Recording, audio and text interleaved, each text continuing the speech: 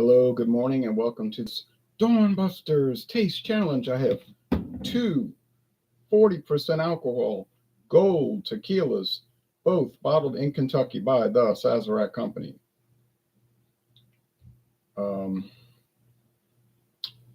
This is Montezuma, imported Montezuma Gold, Aztec Gold. Sorry, I got to update that. Not introduced by the Sazerac Company, though. It was actually introduced by Barton Imports in 1974. But what does it have to do with Sazerac then? Well, Sazerac bought Barton Distilling Company in 2009, so of course now it's under their control. This is from NOM, number origin Mexico. There's a Montezuma margarita recipe on the back. Says Barton Imports, Chicago, Illinois. That's their office. That's not where they bottle, from what they told me. Everything's bottled in Kentucky.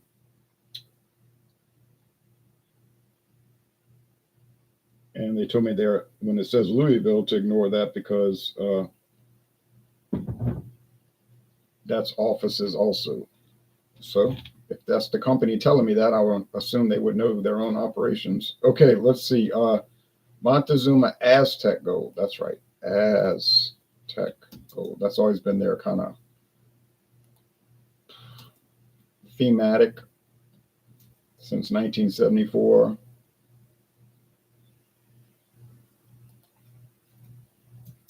Now I'm 1142.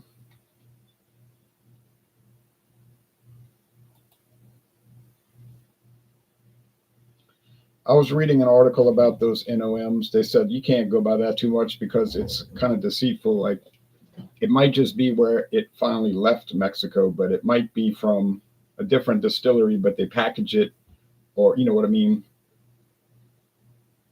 finalize it at that NOM. So they say it's not too reliable. According to the article, I don't know. Bandolero Gold, introduced in 1987. And it was a trademark, it is a trademark which has always been held by Safeway grocery stores, the Safeway chain, which is many states in the United States.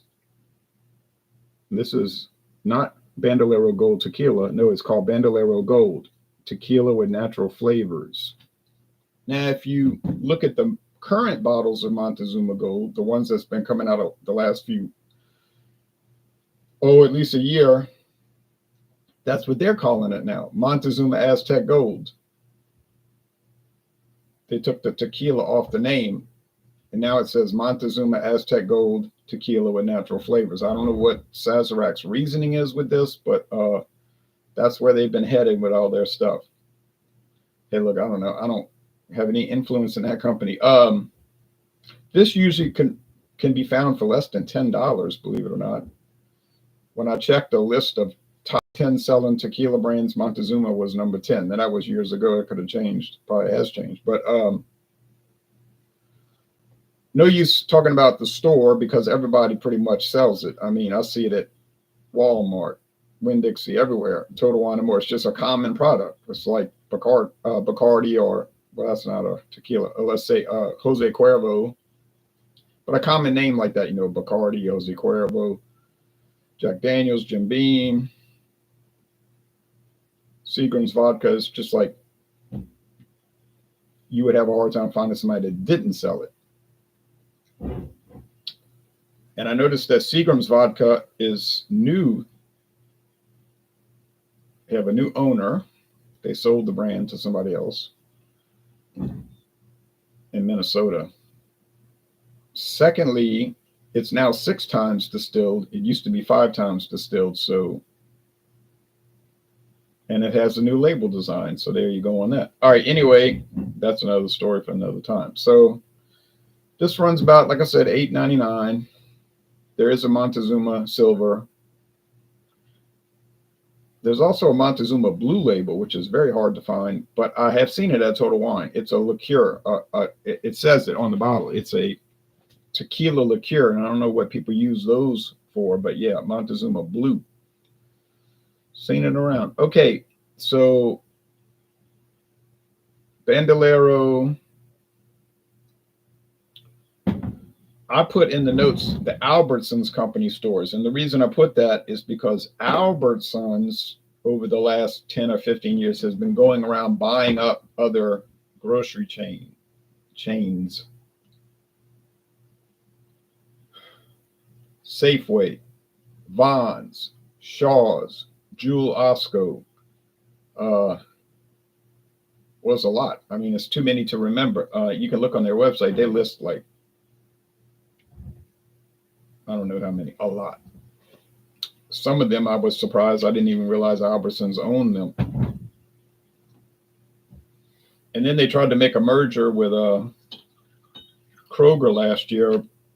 Well, starting 2 years ago. Remember, that ended in a failure because people saying it was trying to make a monopoly and so forth. And it broke down, and now they're suing each other in court over saying they didn't negotiate in good faith and all this business. I don't know who's right and I don't know who's wrong because I'm not involved in it. I just read the stories in the newspaper. Poured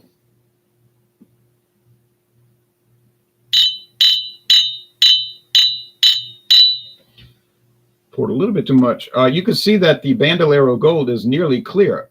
When I did the solo review, I said they ought to call it Bandolero Barely Gold, because that is the lightest gold thing I ever saw. Okay, white gold maybe. This one has a little gold to it. No coloring added. No coloring added. And with the Montezuma, no flavoring added. Well, with my bottle. The new bottles, like I say, all bets are off. Okay, let's look at what Safeway's saying about it. Nothing about it, actually. Bandolero Tequila Gold 80 proof, out of stock. But when I checked their website for the big bottle, the handle is in stock, $18.99. So it's really inexpensive stuff. I paid $5.98, not $5.99, $5.98 at Star. I bought the silver and the gold. I mean, heck, that cheap. And no, Star is not an Albertsons store. It's an independent chain of liquor stores, and look how they got a hold of it. But I have a theory that they probably had to overstock it, and so Albertsons signed off to the distributor, go ahead and sell it to other stores if they want it, if they want a little bit too much right now. And they probably did, and Star saw it and got it for, okay.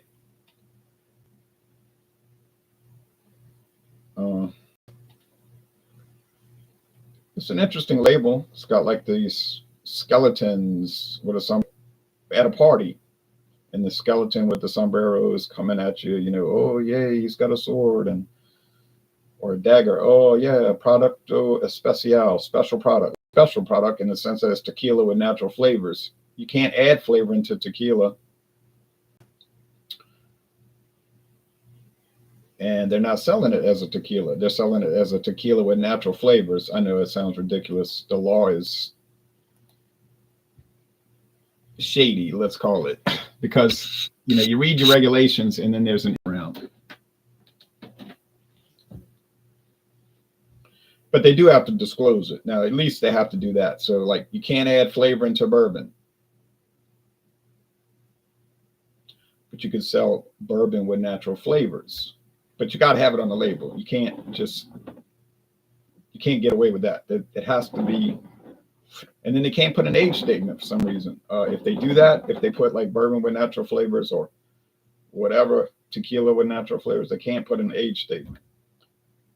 That reasoning I don't get, but it does say that on the regs, and I have noticed that all these ones I have, none of them have an age statement.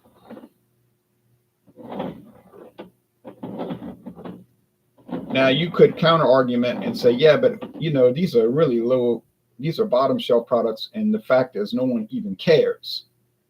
The people that buy this kind of stuff, they're not into liquor in that sense, like a hobby, you know, liquor enthusiast. They're into liquor for drinking, you know, and that kind of thing. But as far as like getting down to the brass tacks of it, or what's the story behind each brand, all that. No, yeah, I agree with that. They're not into it in any way. I know people that drink prodigious amounts of beer, a lot more than I do, but they know nothing about the brands. They know nothing about who owns the company, the history of the brand, what ingredients are used. It's meaningless to them.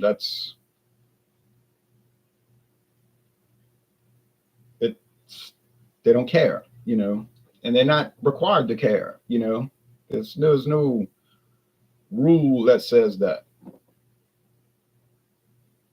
You could tell somebody, well, this beer contains corn syrup. No reaction because they don't care. This beer contains rice. No reaction. This beer has no corn or rice. It's all malt.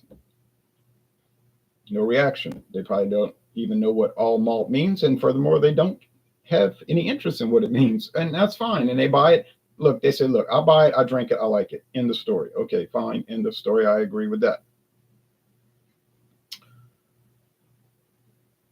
But yeah, I am into it. Like, I love reading about these products and learning more about it. So it does matter to me. With these bottom shelfers, it doesn't matter too much. Okay, I'm with you on that. But still, they exist. They're there. They're out on the market. Even the low shelves have a history. It may not be glamorous. All right. I was talking to a distributor guy, I said, it was a wine guy. And he was fooling with the Mogen David. Or it could have been Manischewitz. One of those two. I think it was Mogen David. I said, are these brands important? Like, I mean, I know what they are, but are they important to the company? He said, you better believe they're important. He said, you would not imagine how these things, man. He said, it's just like steady income off these. He said, we've got to have them. He said, of course, we want to talk about the top shelf, the Buffalo Trace. Well, that's even middle shelf, but you know what I mean? The Eagle Rare and the E.H. Taylor and the Blantons and the really good $125 bottles of wine and stuff like that. That's what we want to talk about. And those make money. He said, those make money. He said, but man, you got to have these low shelf or you just don't make it. You can't make it. You won't make it. So there's the explanation. It does bring in steady revenue.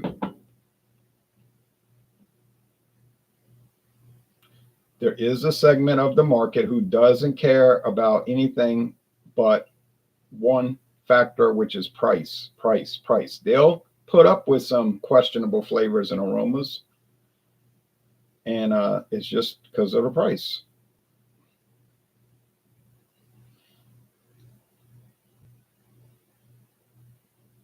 So any of these liquor companies, they're going to have the high, middle, and low. They're going to all do that. The beer companies are going to have their really great world-class beers like Bourbon County brand stout, which is at the low end, $11.99 per one bottle. One bottle, $11.99, 500 milliliter bottle, but still very expensive. Most people are not going to buy that. And they'll have their middle range,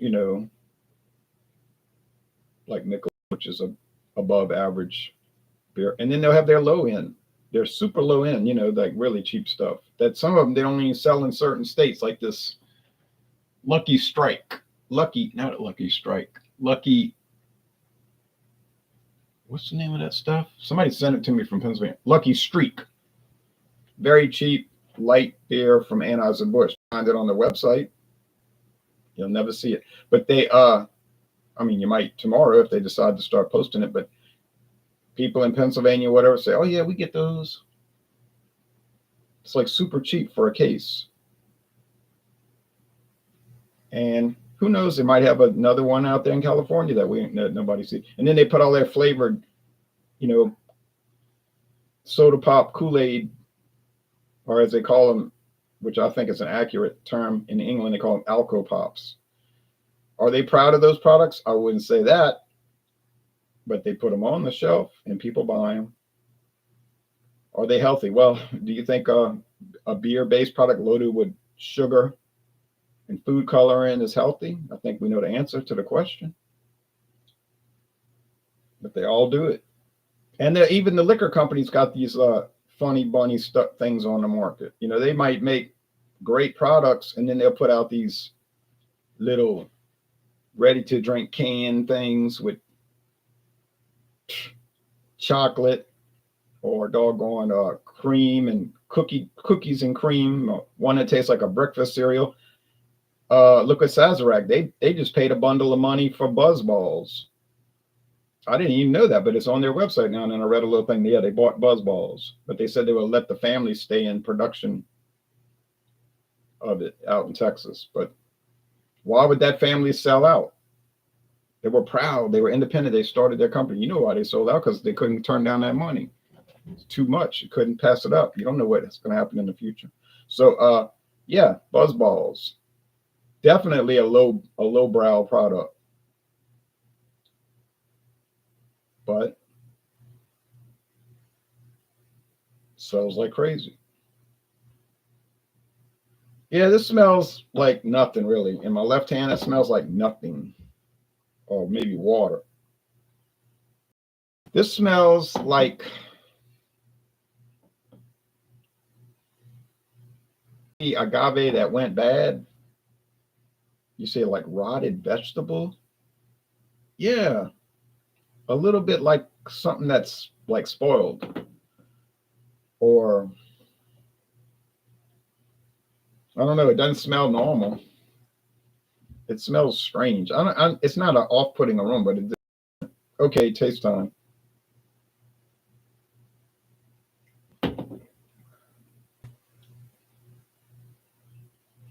Yeah, it's got some tequila flavor. I got nectar, a little pepper, water. These are mixtos. I should have put that in those. Why didn't I do it? I guess it's not necessary, but I might go back and add that. Mixtos, that means they can have up to 49% filler. It only has to be 51% agave. Now, I've had some people tell me, well, you know, that's not a true tequila because it's not 100% agave. Wrong, wrong, wrong. It's considered a true tequila by the government of the United States and Mexico. That's the requirement, at least 51% agave. The rest can be filler, whatever that filler is. Same thing with bourbon. Bourbon only has to be 51% corn. It can have filler in it. Now, I'm not saying it's going to be any good. I'm not making that argument. I'm talking about legal issues, not quality issues. I'm not saying that these cut or mixto tequilas are good. I didn't say that. I said they're allowed and they're considered real tequila. I had somebody trying to tell me that blended whiskey wasn't true whiskey. I said, where did this idea come from? He had no answer because he didn't know what he's talking about. Okay, so that one's okay. I give it like a B, 8.3. I wouldn't go higher than that. Let's go to 8.1. I think it's like marginally good. It's like a B minus. It is a B minus. Let's not kid ourselves.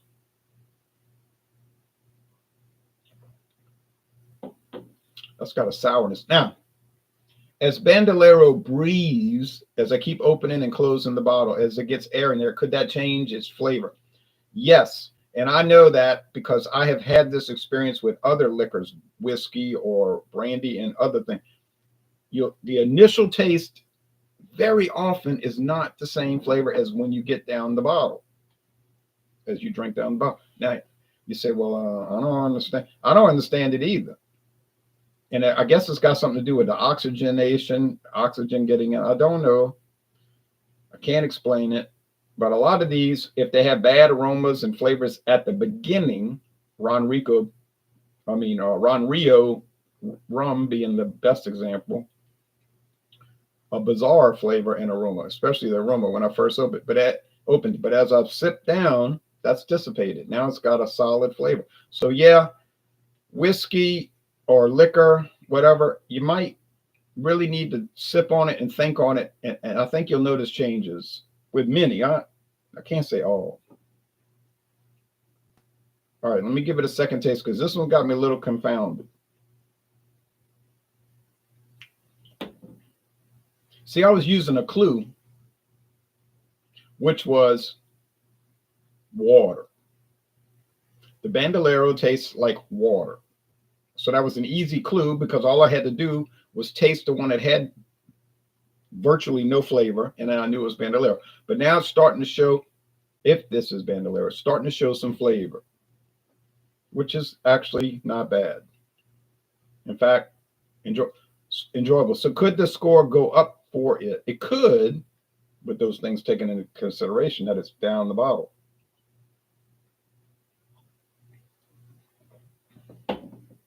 Yeah, that little rotted vegetable thing is starting to go away.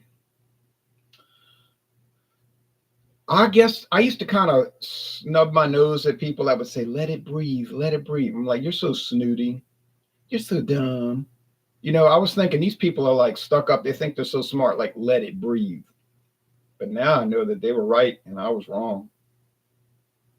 And if I'm wrong, I'll admit it. I just got to admit it. I was wrong. I think that talk that they put out there about letting it breathe is definitely 100% accurate. Echo it. And I don't laugh that off anymore. No way. Experience has taught me, do not laugh that off. Do not do it. Does it affect the wine? Yes.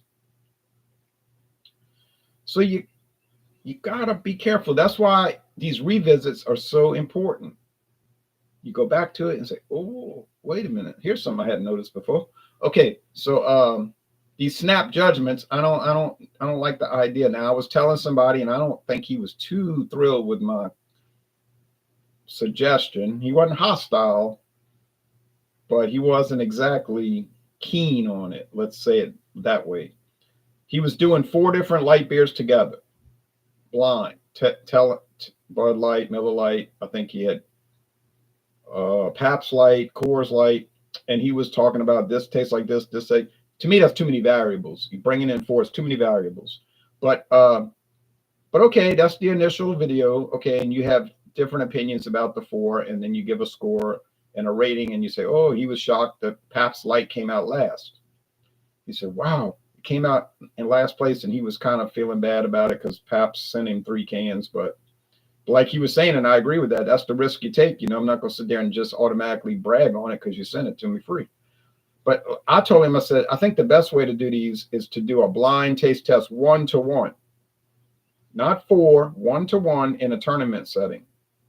And he said, well, that would take a long time. Well, I know it would take a long time, and it would be more work, but it would be more, I think, reliable. And it's not such a snap judgment. It's not a one-time thing and you pass and judge. It's like you're really resting on these, thinking on them, drinking on them, experiencing them. Okay, light beer, so that's a little bit boring, but if you rest on it, think on it, and drink on it in a tournament setting, it's not going to be as boring as you would expect. You see, it's going to bring out things that you never would have imagined. So is he going to do it? I doubt it, especially with the reaction, but I wish he would, you know. And people will watch. So he likes to get views, you know. I can see that's a big goal of his. So light beer being so popular in the United States, obviously the most popular style of beer, that's going to bring in views if that's what you're chasing. So people love that kind of stuff. So, you know, think about it. All right. I'm going to say this is Bandolero. I think the score is going up. It's not a C- anymore. Maybe it's just a C. But, you know, it's a great improvement.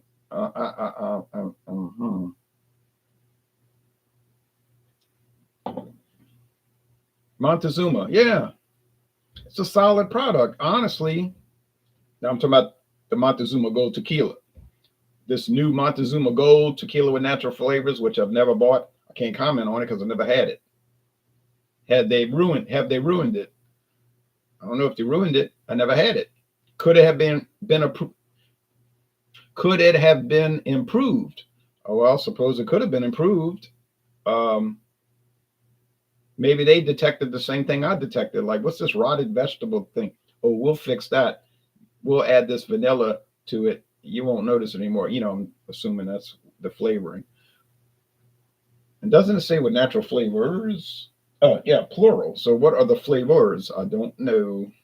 So I'm going to say Bandolero. I'm still going to give the edge to the Montezuma. It's got a little bit more character, although the character might be, questionable, but it's got a little bit more interest going, a little more interesting.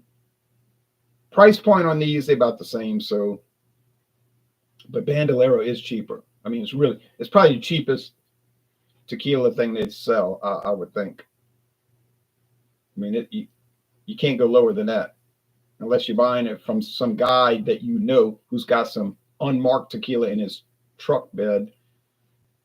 If you buy stuff like that, you are really asking for it. You hear these stories all the time. 57 people in Uganda died from drinking some kind of liquor that was homemade. Yeah.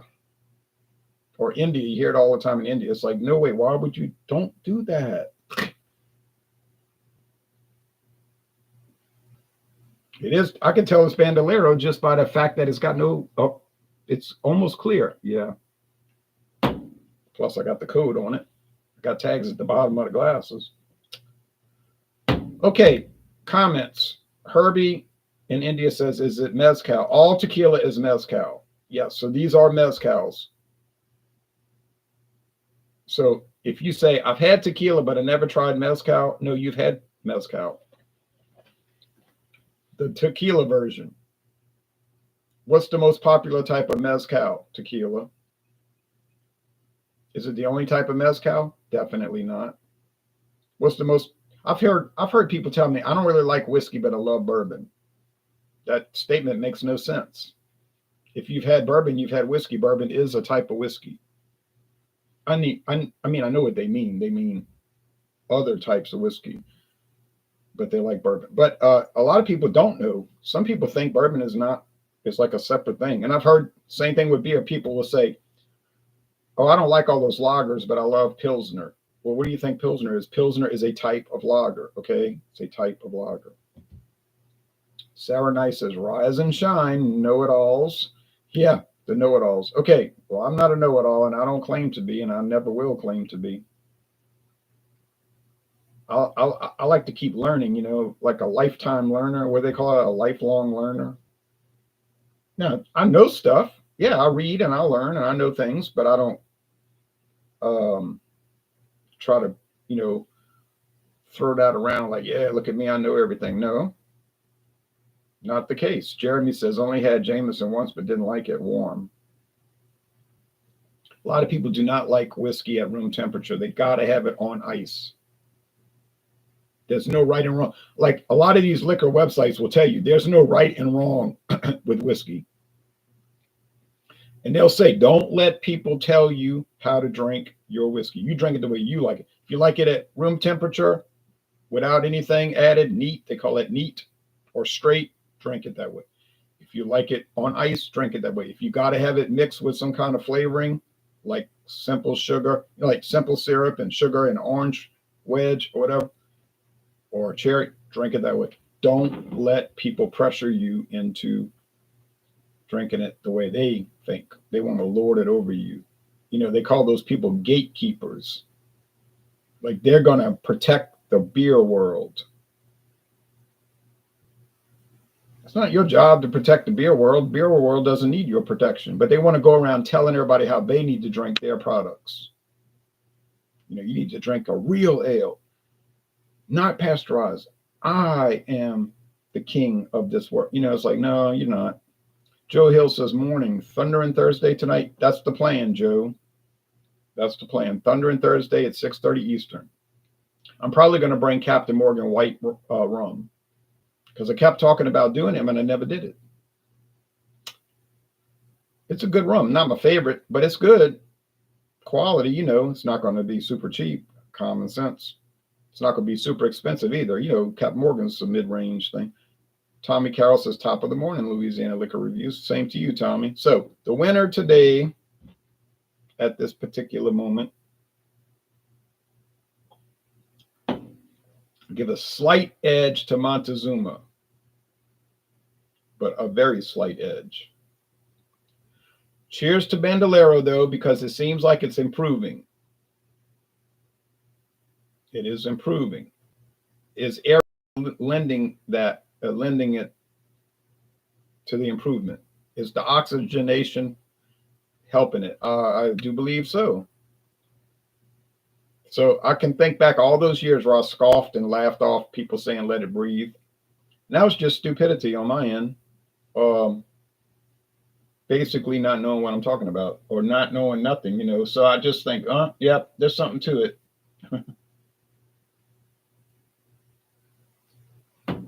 So that's the story. Now, it's not good. It's still not good. I said B minus, but maybe it's just a C plus, C or C. So it's average. Would I buy it again? I would not buy it again. Would I recommend it? I don't believe I would. But it is a little bit better than I had initially believed. But with those things I just talked about being considered, you see. So yeah. So all right. It is what it is. Next time, I think we're moving on from Sazerac. Pretty much Sazerac stash. More to come, I'm sure, in the future years. They put out so much product onto the market. I've got one from Luxco coming up, which was actually literally the first product they ever sold. They say that on their website. It's the first product Luxco ever sold in 1960 was a tequila. And you'll see that coming up. Not a great product, but I got it for the greatest price you ever would ever see. When I tell you the price for this liter bottle, you are not going to believe it. You're going to literally think I'm making it up. I am definitely not making it up. And my friend David wanted a bottle. He wasn't too thrilled with it. He didn't think it was very good, but for $4.99 a liter, he did buy it. Yeah, okay, I already said the price. $4.99 for a liter. And to me, that stuff's pretty good, actually. It's kind of nice, you know. Is rum better than whiskey, in your opinion? No better, no worse. It's just different. It's like saying, is corn on the cob better than rock candy? You can't evaluate that because one is a candy made out of sugar cane, crystallized, and the other one is corn. They're both derived from vegetable products, however, sugarcane being a grass, corn being a grain. So they have there is a connection between the two. So I can't say which is better. I can say which I prefer. Now I prefer one over the other. I do prefer one over the other, but not by any kind of great touch. So yeah, I can't say there's any liquor better than another liquor because it's all your personal preference. They got people only drink brandy, cognac or cognac brandy. That's all they like. All right, that's what they want to drink. Fine. It comes from wine. They take grape wine or sometimes apple wine, or in other words, cider, hard cider, and they make brandy, Applejack. But they like, okay, I like brandy. I'm not a huge fan of it, but I like it. It certainly has a elaborate history. Well, all of them have an elaborate history. Rum, gin, vodka, brandy, whiskey, tequila. And I used to teach history for a job. So that's my thing, you know, reading about the products that's my bag, as people say. That's my bag because like a student told me one time, you like doing this job, huh? I said, yeah, because I talk about history all the time anyway for free. So I may as well get paid for it. I said, you may not want to hear it. I get that. You have to take the class because the state of Louisiana says you got to take American history to graduate. Right? I'm getting paid to do it. I say, so if you got to take it, you may as well make a good grade, right? He was thinking, and he's like, yeah, that makes sense.